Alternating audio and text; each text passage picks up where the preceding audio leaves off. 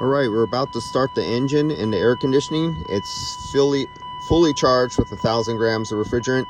What you're looking at right here is the high side and low side pressure at the compressor ports and our temperature. Let's go up to our temperature. We're tracking our temperature, so that's the temperature outside. It's 62 degrees outside, and inside the dash in here it's 67 degrees. And we're going to start this up and let's see how quickly it engages the compressor. From the time of start, it has to check through the computer, go through, check the sensors, and then send a signal to the relay, and then the relay energizes the compressor. So you can time as you see me start the car. Okay, we're in the ignition run. Foot's on the brake. Oh yeah, let's put the foot on the clutch. Forgot about that. 1, 2, 3. Engine starts. Now watch here and you'll see the moment that the compressor engages.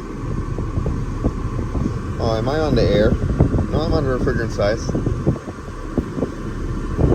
There it goes. I think I heard a click. Yes, we heard a click, and then you see the low side's going down, the high side's going up.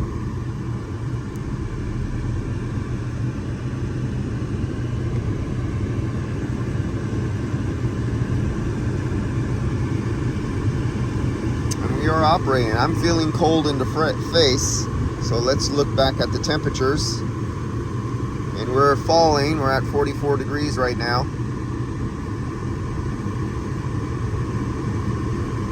And you see it's a sharp curve, and then it starts steadying out and it'll level off. It's find its minimum temperature.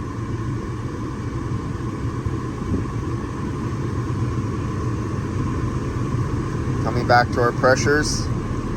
You see that little up and down sine wave kind of pattern there? So you'll see that, and that'll be the fan pulsating, because the fan is controlling the head pressure, and it'll pulsate on and off, keeping the head pressure within a range on this vehicle. And that's this vehicle.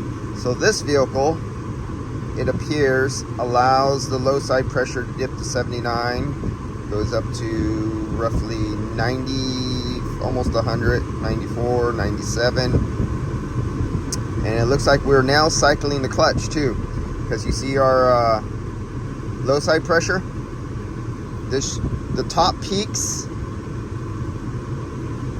are at 35, at the bottom 21, 20, 19. Let's go look at the clutch, see if the clutch is engaging or disengaging, or if it's the...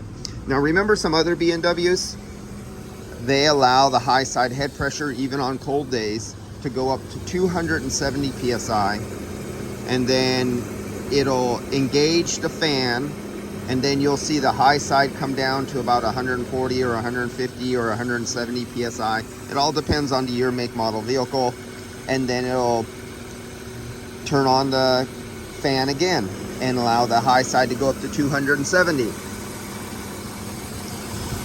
So on this one, it's an engine driven fan, so there is no fan control. We don't have the electric fan to actually vary, except for the second auxiliary out here. And it is cycling with the clutch. So this fan, which is the second auxiliary, is coming on and off with the compressor clutch, because I could hear the click of the clutch. And so actually on a cold day, they don't need that second auxiliary fan to work. This will do more than enough right here. Let's see if I could see the clutch. I can hear the clutch kick off, but we have no visibility of the clutch. I can't show you the clutch kicking in and out, but I can hear the snap, and I don't know if you could pick it up in the microphone, but you'll hear the snap of the clutch, and then you'll hear the ramp up of the compressor, or the condenser fan, the electric fan. Listen. Fan off, clutch off.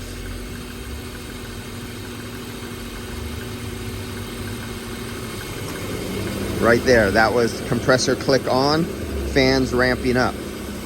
And you could see that.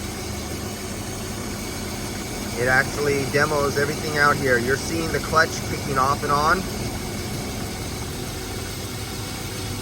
And for this vehicle, under these ambient conditions, these pressures are normal. So we're going down to 81 psi, and we're going up to 91, 93. It looks like around 93, 94 psi, because the thermostat is satisfying because it's such a cool day. It's only 62 degrees out here, so it takes very little work, refrigerant, to make it as cold as it needs to get to its limitation, and it instantly shuts it off because it doesn't need it on because it's so cool outside. And if we take a look over here, see our superheat, our subcooling, and you can't get a steady superheat or subcooling because this compressor is constantly clicking off and on about every 5 seconds. So there's no way, especially if a guy was in a shop and he just did an engine and he wants to recharge it, and he uses those little cans and he's trying to fill the system up by a certain pressure, it would be constantly cycling off and on. All right, let's go back, look at our temperature. How's that been doing? There's our temperature. Last one was pressures. So our outside temperature is basically constant, 61, 62 degrees. So basically around 62 degrees. And our dash temperature has been dipping down to 38, 38, 38, 38, 38. So the lowest temperature coming out of this dash is 38 degrees.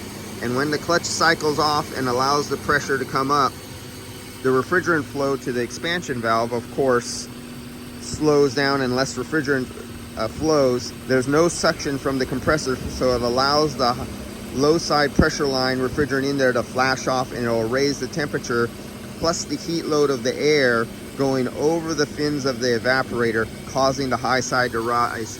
And that's what we're seeing here at these high 45, 45, 44, 45, you know, around there. That's what you're seeing right there because it's cycling off.